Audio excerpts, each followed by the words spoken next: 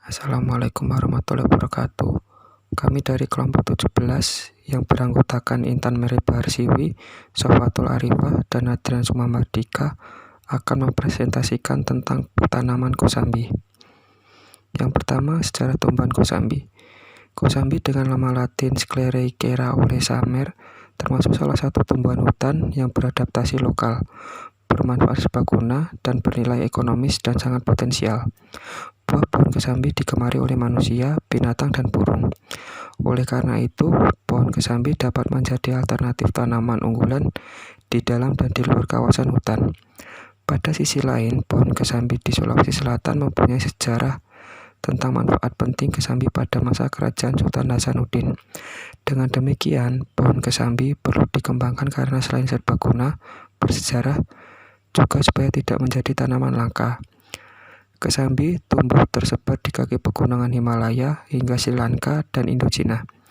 Ada kemungkinan jenis ini diintroduksikan ke Indonesia dan akhirnya menjadi meliar di Jawa, Bali, Nusa Tenggara, Sulawesi, Maluku, dan Kepulauan Kei.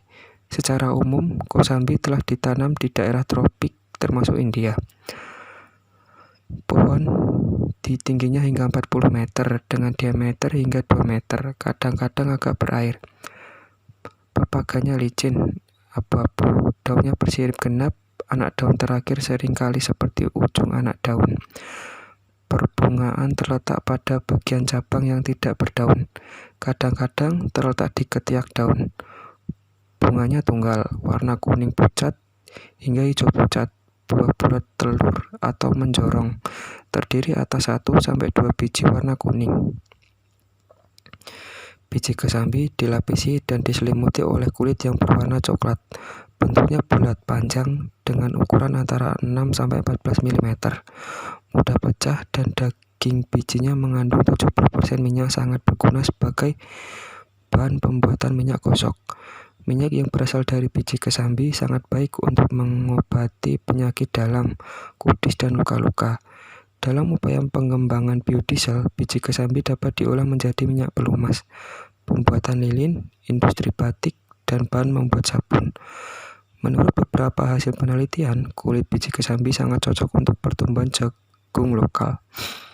Pada masa perjuangan, minyak kesambi dikenal di kalangan tentara Keraton Yogyakarta sebagai minyak gosok badan dan disebut dengan minyak Makassar. Minyak ini dibawa oleh tentara Raja Goa yang membantu keraton, yang dikenal dengan nama minyak Nileo. Hasil penelitian menyebutkan minyak biji kesambi dapat pula diolah menjadi salep dan industri obat-obatan lainnya. Minyak dari biji kesambi biasanya diberi tambahan ramuan pengharum dan dijadikan minyak gosok badan. Sangat berkhasiat dalam pengobatan penyakit punggung dan dada pada penderita batuk. Apalagi digunakan sebagai minyak rambut, maka dapat merangsang pertumbuhan rambut atau anti botak. Oleh karena itu, penelitian ke arah pemanfaatan kosambi sebagai tanaman obat menjadi penting. Selanjutnya, habitat tumbuhan kosambi. Tumbuhan kosambi sendiri itu memerlukan curah hujan di antara 750 sampai 2.500 mm per tahun dan musim kering. Selain itu, tumbuhan kosambi juga toleransi pada temperatur 35 sampai 47,5 derajat Celcius. Di Jawa, jenis ini tumbuh di dataran rendah, tetapi terdapat juga ditemukan pada ketinggian 900 sampai 1.200 meter.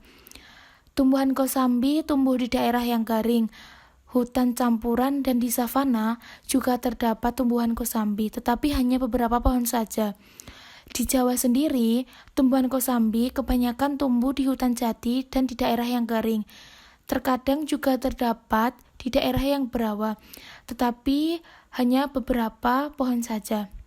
Tumbuhan kosambi juga tahan terhadap api dan kecambahnya juga perlu matahari. Selanjutnya untuk kandungan tumbuhan kosambi.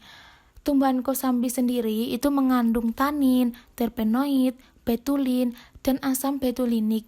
Kulit batang kesambi mengandung senyawa fenolik yang terdiri dari 1,2-benzene dikarboksilik asid, disoktil ester, dan squalene.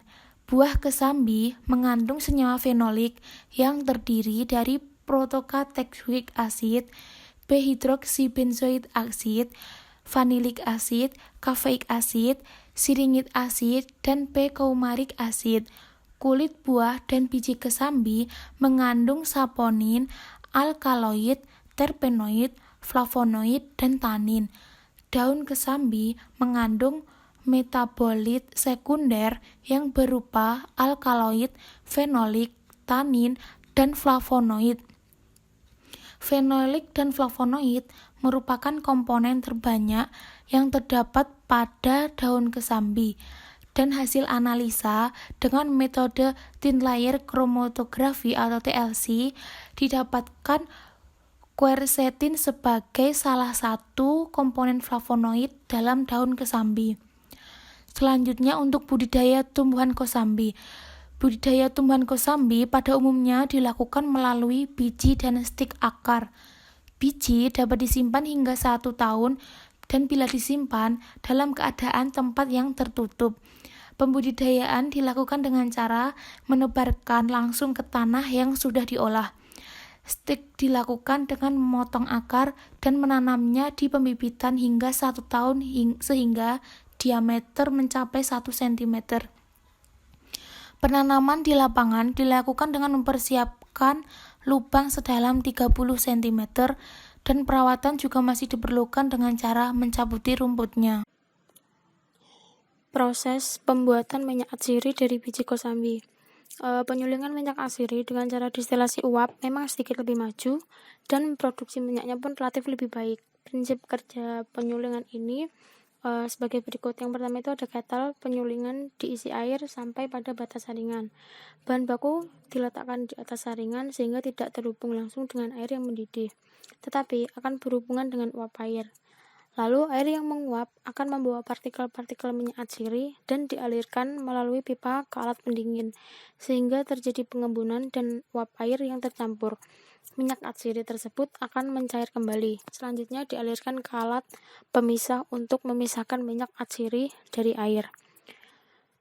Yang selanjutnya itu ada manfaat dari minyak atsiri.